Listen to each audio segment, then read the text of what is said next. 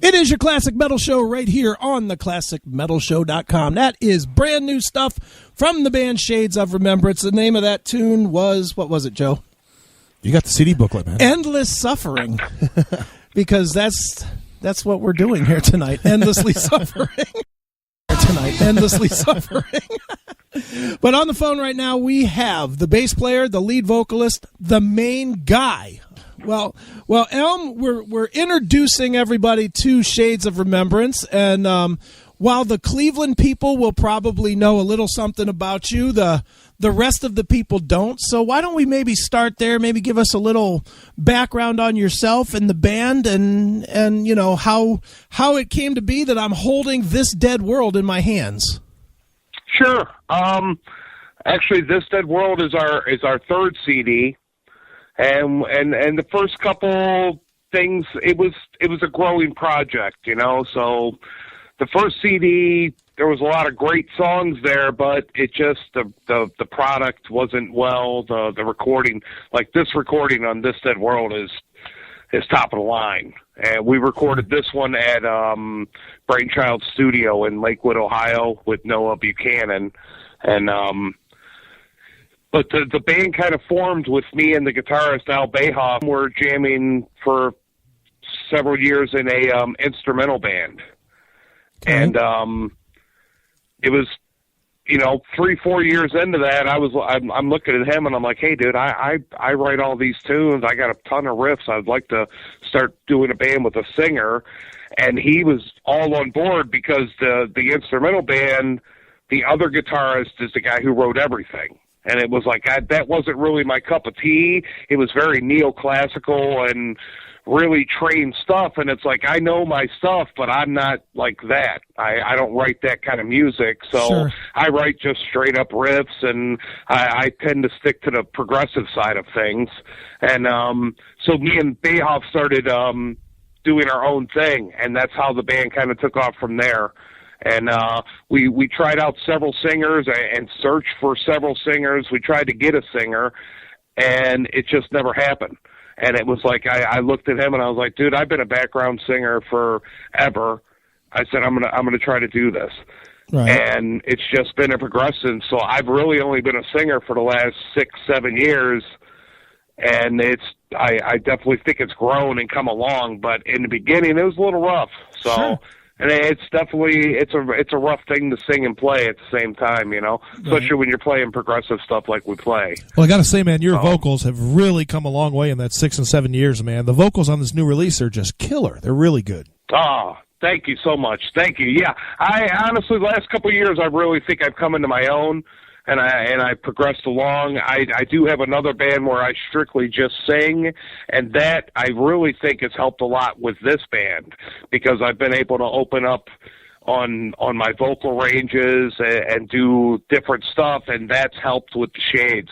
So now on this album, when we went in to do this, I'm able to progress a little more and go outside of just trying to follow the riffs that I'm playing. Right. I've actually, you know, come to where I can kind of separate the brain, and the bass is on autopilot, and then I can actually really concentrate on what I sing. Right. Well, when you were going through the transition, and, you know, you said it yourself, you didn't feel like it was where it should be or where it is now. When you started, you know, how difficult is it to keep pushing yourself, you know? Do you have that vision that it's going to get there, or are you like, holy fuck, what am I doing, or what? I envisioned that it could get better, you know. I didn't know if it was ever going to happen. And from the first album to the second, there was definitely a progression. But the second album is kind of a lost in the middle album there, because that was Shades coming together with a project that I did with my brother called Veil. And that's why the second album is called Veil, because we kind of brought the two things together. And my brother sang a bunch of tunes, and he has a very Hetfield kind of voice. And then we did the Shade stuff and brought that in and kind of brought it together, and it kind of mended it together. And it was cool, but I was still coming into my own. And then right after we released that album, my brother got ill and had to have a liver transplant. Oof. So we kind of just like rode on cruise control there for a while and just concentrated on writing songs and not really worried about playing out, not really about doing anything. Right. And then it came around to, hey, let's record this album and really do it. And there's a couple tunes that on the album that were really like brand new, but some of the other ones we had really got to grow with them. And we worked on them for almost a year, where we really got to work all the details out, and I got to change melodies and go, you know what, I don't like this. Let me kind of rewrite this and try to change it up and write it a little different, which sometimes that's really hard to do, because when you burn a melody into your brain and then you try to go back to square one and go, you know what, I'm not singing it like that at all. It's like your brain's going, wait, dude, you've been singing it like this for 6 months. You're not going to change this. But we did that on several of the tunes. So it's come a long way, and I couldn't be happier with it. To me, this is our first album. Okay. Because this is where we should have been the 2 albums before. Well, around the time the second album came out, that was when you really started doing lead vocals with that other band, isn't that right? Around there? Yep, right about when that album came out is when I started the other project. So things really grew from there, and so I've definitely stepped it up. And honestly, I'm not a person. I don't like to pat myself on the back. People praise me on vocals or on bass playing, and it's like, I appreciate that, I really do. But I know there's a million times better out there. But I kind of have to pat myself on the back, because I know that I've come a long way from where I started at. You really have come a long way. I mean, here in this this third album, the thing I was blown away the most by was the vocals. I mean, I've listened to the other records. I've seen you guys live a bunch of times. And Peppo, that I'm a big fan of Bayhoff on guitar. He's just a phenomenal guitar player, and just He's amazing now for a reason. A really great lead player too. But the thing on this new record that really blew me away not only was the progression on the vocals, but also the production. The production is just really great. It's really good. It is amazing. I wish we would have found Noah years ago.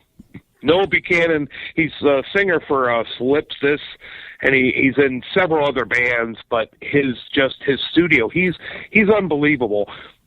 And what it is with him, and I discovered this, the first time we recorded, the person who recorded this was a drummer. Uh-huh. And the bass has disappeared. Where's the bass? Right. It's all drums and frickin' vocals. Where's the guitar tone? Sounds like crap. Right. So then the next album we record, and it's a guitarist. And the guitar sounds awesome. I mean, one of the greatest guitar sounds ever. It's beautiful. Bass has frickin' disappeared. The vocals are loud. Drums are buried.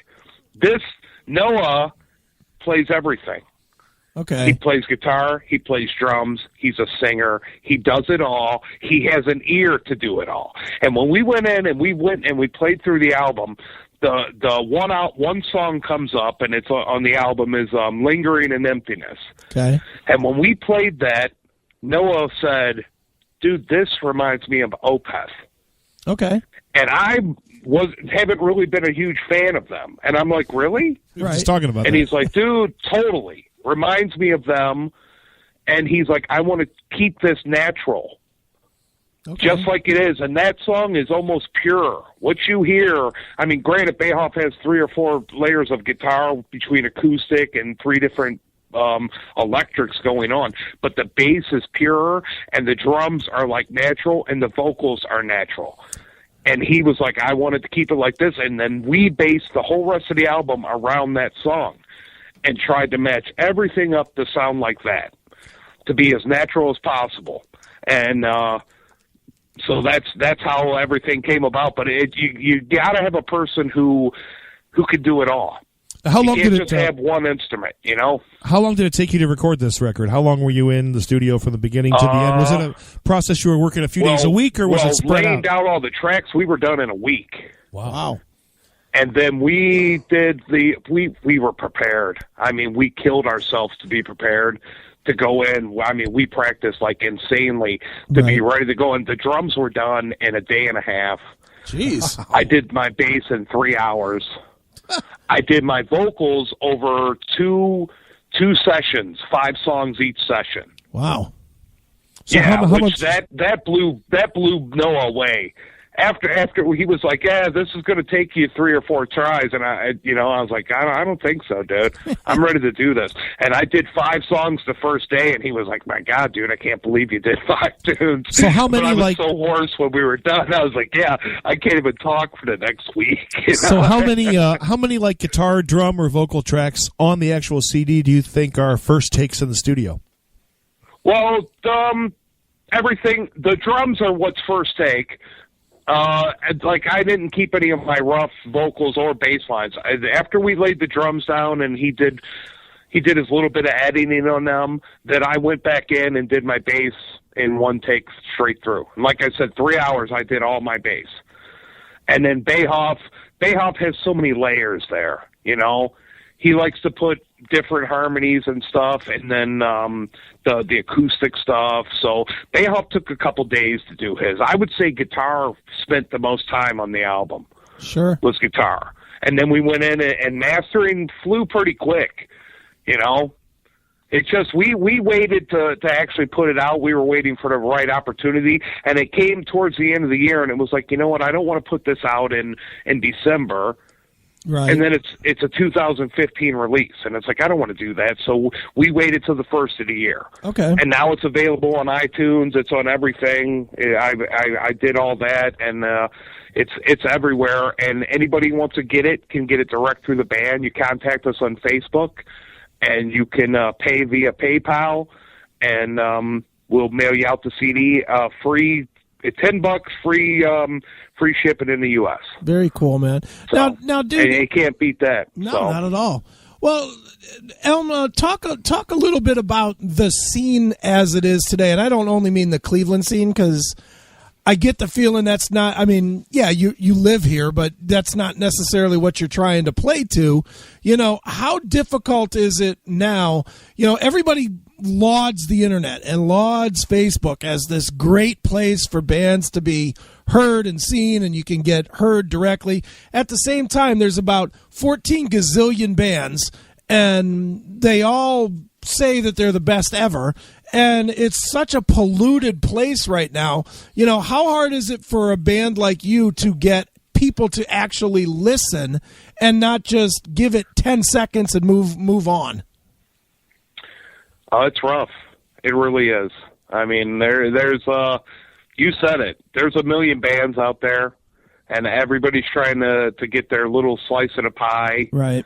And as far as the Cleveland scene, I mean, Cleveland scene's great. There's a lot of people that actually really still support it, and there's a lot of people that get out and go to shows. Sure. But still, it's a lot of bands supporting other bands. Right. You know, you go on the show and you play several shows, and you're playing for all the other bands that are playing this show. You know, so all you try to do is get on the bigger shows, and right. I tried it. Like we opened for Fate's Warning, and I try to get on the bigger bills so you can actually. And like the craziest thing, last year we opened for Iced Earth. Okay. And we played, and it was great. Packed house. Even though we went on at 7:00, packed house. Right. And we come off the stage, and I had to have 30 people come up to me and go, "You guys are local?" And it's like, yeah, I'm fucking local, man. I mean, look in your fucking scene, dude. There are some good bands here. You know, why don't you just dig a little deeper into what is around you? Right. It was like they were blown away that I was from Cleveland. And it's like, yes, I live down the street just like you do, if you would just look into it. But most people don't, man. And it's really hard to get into it. And right. we try to play the surrounding areas. But, I mean, the reality of it, I mean, dude, I'm an older dude. Right. I'm no spring chicken. And it's like I got a couple younger kids. I got a wife. I got a house payment. I mean, I got car payments. I work my normal job like everybody else does. Sure. Sure, when I was 20, the dream was, hey, go on the road and eat bologna sandwiches and live out of a van, but that doesn't work for me now. So, honestly, most of this I'm doing for my own benefit and because of my love for music. Sure. And that's what I'm just going to keep doing it, dude, until my fingers can't do it anymore. And with some of these tunes on this album, my finger's about to fall off. I mean, now, I know you guys are pretty ingrained with the local regional scene here in Cleveland and the national openers that you've done and college radio exposure and a lot of the things that you guys have done. But how hard is it for an original metal band out of Cleveland to get noticed by like zines or radio shows or stuff outside of not only the city but even outside of the country? Have you guys had much experience with that, and how do how hard is that? On the last album, we got a lot of European interviews and a lot of stuff written up in European magazines. But honestly, the way that works is you got to pay for it. Right. I paid euros. Well, it was transferred American dollar to euro to this Fireworks magazine on the last album, and he got us, like, we were reviewed and interviewed by 10, 15 European magazines, but you have to pay for that. And it's about finding that person who has those connects. You give them a couple $100, and they go and get your name spread as best as they can. Sure. And that's the only way to do it. It's really about money. Just like when these bands, they tour with other bands. I mean, like, Mushroomhead's huge in Cleveland. Sure. Okay, and I'm good friends with them. And honestly, I could go jump on a tour with them right now. Right. But I have to pay to do it. Right. I have to give them X amount of dollars per week to be on that tour. And that's how it works with everybody. When the big bands are touring, that band that's opening, they're paying to be on that tour. Right. Whatever label they're under or whatever they're doing, somebody is paying to be on that tour. Well, that's We'll something give that I you just $2,000 a week to be on tour with you, and it's like, okay, you give us $2,000 a week, and we guarantee you pay in front of 1,000 people every night. That's something and that's that I just kind of how it works. That I just became familiar with maybe 3 or 4 years ago. Sure. And there was this iconic 70s hard rock guitar player that was playing at House of Blues. Okay. And the opening band was a band from Columbus. And they were doing like 12 shows with them, and they paid for every single show. What happened in the days when a band, a major touring band, would just let an opening band come up just because they wanted to support them and they wanted to, Now everybody's got to be paid. That was really discouraging for me to hear that shit. Dude, a band that you and I, Joe, are friends with, basically their career ended because they paid to be on a tour, and it was the final death knell for them because it didn't trail. American Dog. Yeah. American Dog was out with Tesla, paid $12,000 to tour with Tesla for, 6 weeks or whatever, and it broke them. So, yeah, it is tough. It happens in a personal experience of that. On our first album, our drummer, Steve Johnson, he went off to join Icarus Witch. Oh, yeah. Out of PA. Mm-hmm. Well, I don't mean to dip all into it, but he had gotten his father had passed. Okay. And he had gotten a huge lump sum that his dad had left him. Mm-hmm. He bought the 2 tours that they did, being Paul Di'Anno's touring band. Oof. They were Paul Di'Anno's touring band, which played here in Cleveland on Christmas Day a couple years ago. Right. As well as the opening band. He paid for that tour, and he paid for them to open for Y&T. I think there was a couple more tours they opened for, too, that I think they paid for. Well, they did 3 tours, and he paid for 2 of them personally. And what did it do for them? Yeah, well... and I don't mean to diss Icarus Witch, no, but not at all. Well, if you're paying $1,000 a night, it is what it is. If you're paying if $500, you like that, then you like that. But if you don't, you don't. And honestly, I don't think the Paul Di'Anno fans were big on that, as well as the Y&T. Really, that is the last band I think you need to jump on tour with because you're nothing in that vein. Right. Well, even like American Dog. Why would you do that? Why would you pay huge money to be on a tour that it's like, yeah, you might love that band, but it ain't working for you. Well, even like we were talking about, Chris, with American Dog, they did some shows with Ted Nugent that I believe they paid for. Sure. And, you might, if you're paying $500 a night and you're, how much merch are you going to sell? If you sold $500 a night and you were just on the tour, that might not be bad for but if you're paying $500 a night, you got to sell $2,000 worth of merch. Yeah, just to break. Yeah, just to break. Yep. And well, they're trying. The thing is most of the bands are trying to sell $100 worth of merch to get gas money to get to the next city. And that's usually how they're trying to eat off of their rider is nothing more than a jar of peanut butter and a loaf of bread.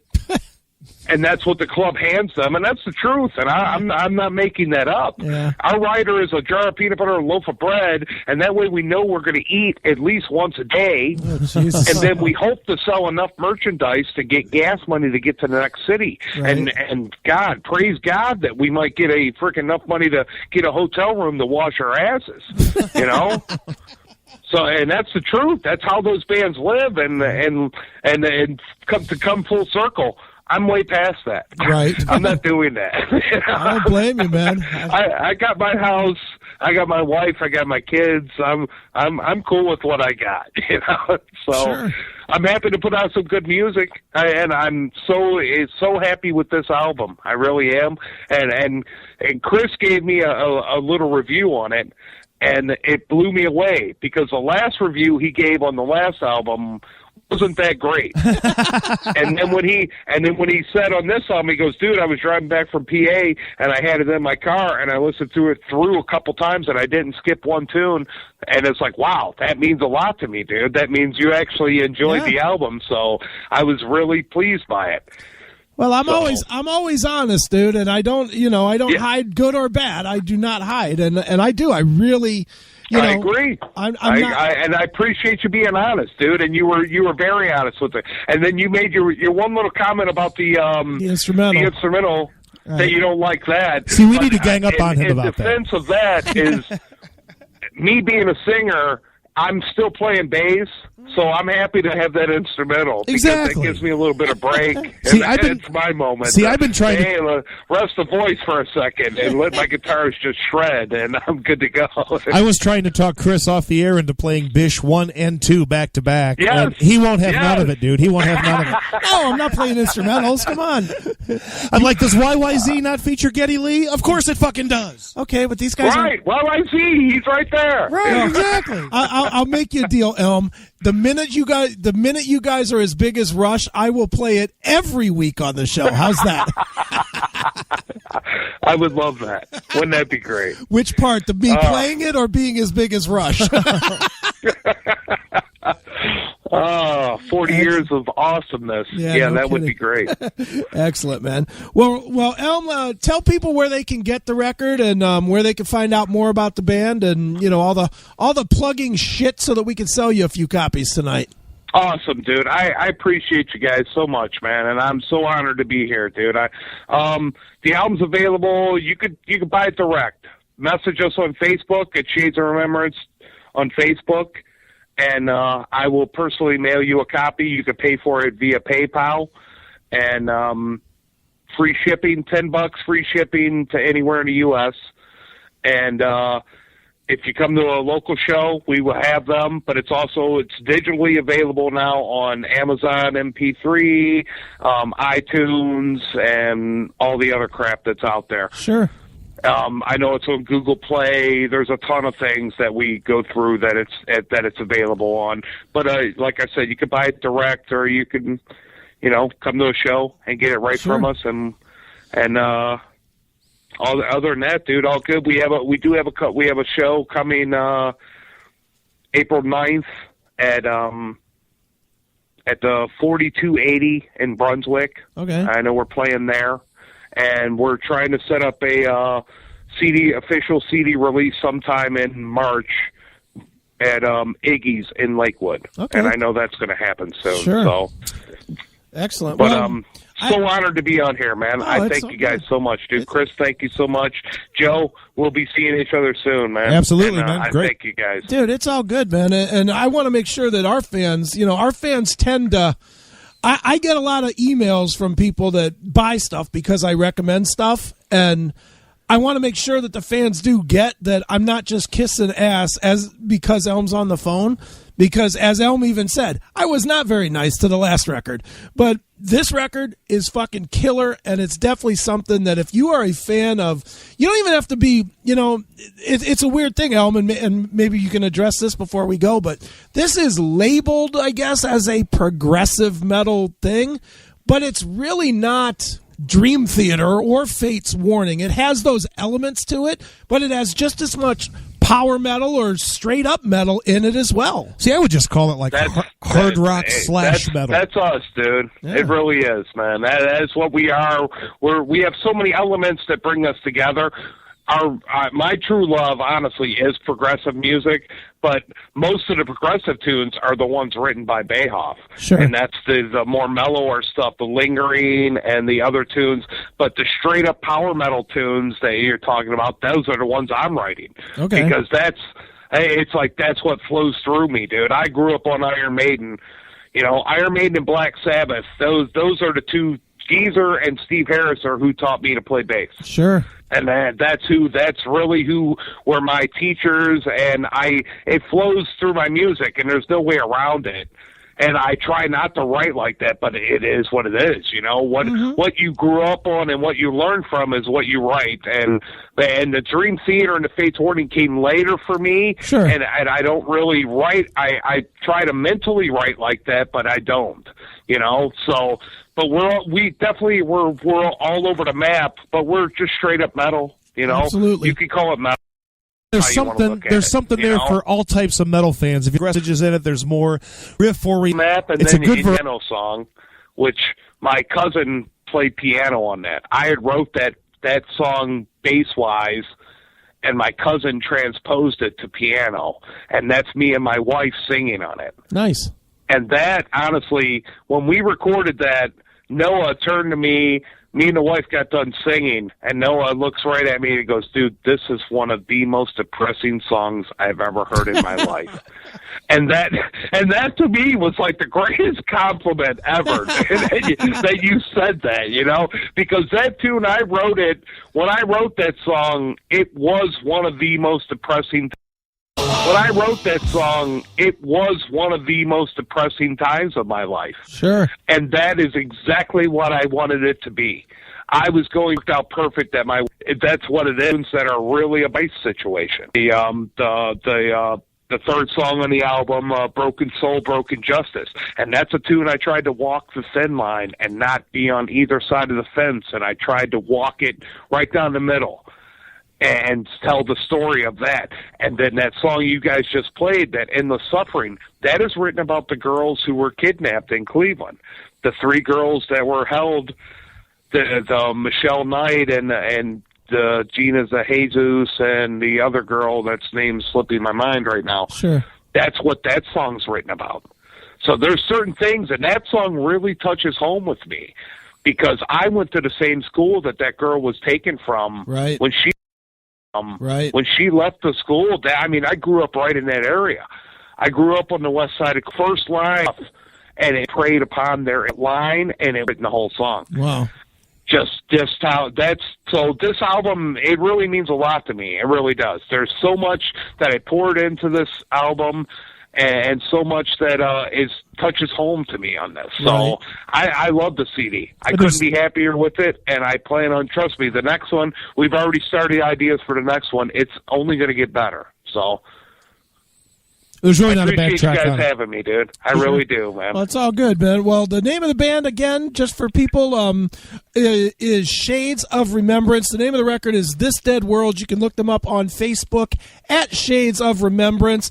And, Elm, I'm going to end with Broken Soul, Broken Justice World. You can look them up on Facebook at Shades of Remembrance. And, Elm, I'm going to end with Broken Soul, Broken Justice. Yes. You told that's what we just spoke about. Yep, you just talked about it. I had carpal tunnel surgery in my left hand. As my hand just started to pain through my hand, because I'd been playing for so long. I've been playing bass for 30 years. Right. And I played in an instrumental band, and I'm doing all this shit, and I'm just riffing all over the place.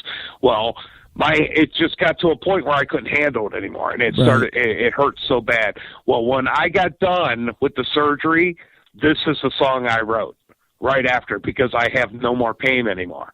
So this was the tune that came out right after my surgery. It was like, I'm going to write something that is riffing and badass, because I don't have any pain anymore, and I can rock this now. Right. So, well, all right, brother. Thank you, guys. All right, man. Well, Thank here it you is. Let's so much, Let's man. check it out. This is Shades of Remembrance. It's Broken Soul, Broken Justice. Well, all right, brother. Thank you, guys. All right, man. Well, Thank here it you is. Let's so check, much, Let's man. check it out. This is Shades of Remembrance. It's Broken Soul, Broken Justice, right here on your classic Thank you. metal show. Take care, bro.